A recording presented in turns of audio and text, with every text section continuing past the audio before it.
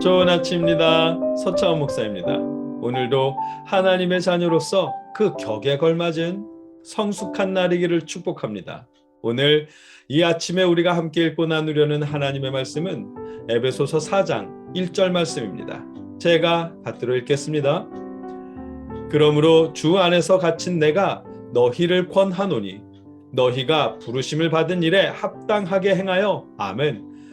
지난 금요일 말씀에서는 1절 전반부에 주 안에서 갇힌 내가 라는 부분을 나눴습니다.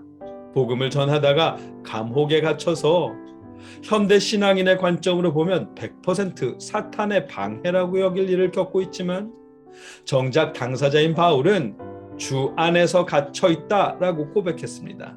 왜냐하면 바울에게 있어서 신앙인의 삶의 모든 영역은 예수 그리스도 안에서 이루어진다고 여겼기 때문입니다.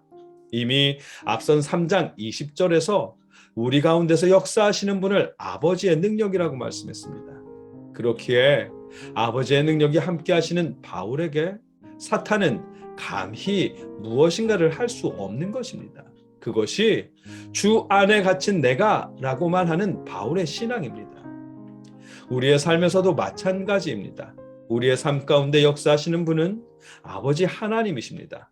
아무 때나 사탄을 언급하는 것은 우리 가운데 계시는 하나님을 외면하는 일이 될 수도 있습니다. 오늘은 지난 금요일에 다루지 못한 권한다라는 단어에 대해서 말씀을 나누려고 합니다. 바울이 명령하지 않고 권하는 이유가 무엇인지를 묵상하려 합니다. 1절 전반부를 다시 한번 읽어보겠습니다. 그러므로 주 안에서 갇힌 내가 너희를 권하노니 아멘. 지난주에도 말씀드렸지만 원어인 헬라어 성경에서는 4장 1절의 첫 단어가 권한다라는 동사입니다.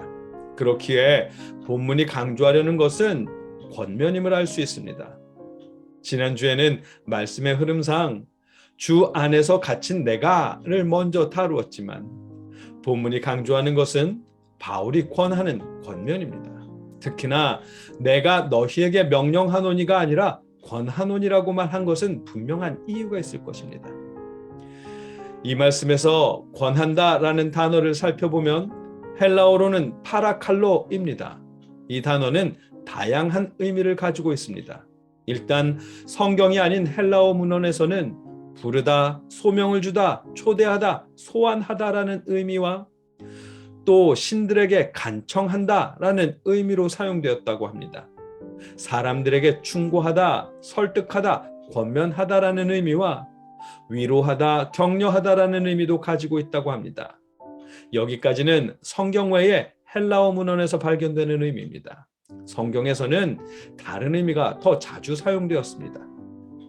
구약 성경에서는 주로 위로하다라는 의미로 많이 사용되었다고 합니다. 하나님께서 백성을 위로하실 때, 사람이 사람을 위로할 때, 자기 스스로 위로할 때 등 주로 위로하다라는 의미로 많이 사용되었습니다. 신약 성경에서는 권하다, 요청하다, 부르다라는 의미로 간혹 사용되었습니다. 단어 하나를 이렇게 자세히 다루는 이유는 바울이 하려는 말은 명령이 아니라 권하는 말인 것을 분명하게 하기 위해서입니다. 특히나 이 단어의 의미가 주로 위로를 의미하는 단어였던 만큼 바울이 권하노니라고 말하는 것은 어떠한 지시나 명령이 아니라 요청하는 것임을 명확히 하려는 것입니다. 어떤 주석가는 목회적 호소라고도 표현합니다. 그리고 킹제임스 한글역은 그러므로 주의 갇힌 자 된 내가 너희에게 간청하노니 아멘, 간절히 요청하는 것으로 간청하노니라고 번역합니다. 지금 에베소서가 바울의 목소리를 통해 권면하는 것은 반드시 시키는 대로 해야 한다는 강제적 명령이 아니라 본문의 권유대로 따라 노력하기를 바라는 요청입니다. 다르게 말하면 바울이 하시는 말씀대로 하지 않는다고 해서 죄가 되는 것은 아니라는 의미입니다. 그렇다고 할 필요가 없다는 의미도 아닙니다. 바울이 명령할 경우 바울의 말이 또 다른 율법이 되는 것을 경계하기 때문에 명령 대신 권면하는 것일 뿐입니다. 바울은 하나님의 자녀가 되는데 필요한 것을 그리스도 예수를 향한 믿음이라고 했습니다. 하나님의 상속자가 되는 것도 그리스도 예수를 믿는 믿음이면 충분한 일이라고 했습니다.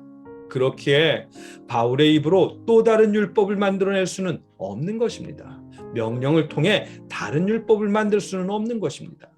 다만 하나님의 자녀로서 기대되는 모습으로 살아야 할 필요가 있기에 그것을 당부하는 것뿐입니다. 왕에게는 왕으로서 기대되는 삶의 방식이 필요하듯 하나님의 자녀는 하나님의 자녀로 기대되는 삶의 모습이 필요한 것입니다. 바울은 그 모습으로 살아주기를 바라며 호소하는 것입니다. 오늘 본문을 통해 깨닫게 하시는 내용입니다. 그리스도 예수를 믿는 믿음으로 우리는 하나님의 자녀가 될 수 있습니다. 그리스도 예수를 믿는 믿음이면 우리는 하나님의 나라를 상속받게 될 것입니다. 그 외에 어떤 율법이나 행위가 필요하지 않습니다. 그렇다고 아무렇게나 살아도 된다는 것은 아닙니다. 하나님의 자녀에게는 하나님의 자녀로서 기대되는 품행이 있습니다. 바울은 하나님의 자녀가 하나님의 자녀로서 그 격에 알맞은 품행으로 살아가기를 바라며 호소하는 것입니다. 그 호소하는 내용이 무엇인지는 내일 나눌 테지만 여러분과 제가 하나님의 자녀로 그 격에 걸맞은 모습이기를 바랍니다. 어떤 일을 하든 자신이 하려는 그 행위가 하나님 앞에 죄인지 아닌지를 생각하기보다 스스로가 거룩하신 하나님의 자녀임을 자각할 수 있기를 기원합니다. 하나님의 자녀로서 기대되는 그 모습으로 여러분의 삶을 갖고 갈 수 있기를 주님의 이름으로 축복합니다. 함께 기도하겠습니다. 사랑의 아버지 하나님,